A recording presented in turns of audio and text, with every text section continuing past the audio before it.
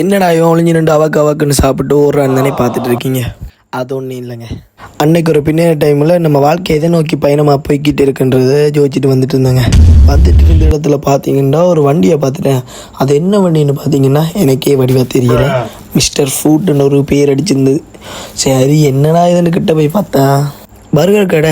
நைஸாக அந்த அண்ணா கிட்ட போய் என்ன இருக்குது எல்லாம் இருக்குது தம்பி உனக்கு என்ன வேணும்னு கிட்ட. சரி இதில் பர்கர் இருக்குமோன்னு நினைப்பில் பர்கர் ஒன்று சவர்மா ஒன்று சொல்லிட்டேன். பார்த்தா இருக்குன்னு சொல்லி ஆர்டர் போட்டு விட்டாரு. இது என்னடா ஜோசன்னு யோசிச்சுட்டு இருக்க சடாரண்டு தம்பி உண்ட ஆர்டர் வந்துட்டு இந்த அப்புறான்னு சொல்லி தந்துட்டாரு. சைச்சோ காசும் கொண்டு வரல என்னத்தை செய்கிறேன்னு யோசிச்சேன்.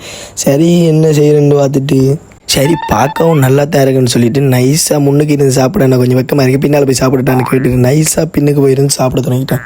இந்த இடத்துல நின்றாதானே சாப்பிட்டதுக்கு பில்லை போடுவீங்க இப்போ அது செய்கிற மேலேன்னு சொல்லிட்டு நைஸாக பின்னால் பம்மிக்கிட்டு ஒரே ஓட்டம் நிற்கவே இல்லையே.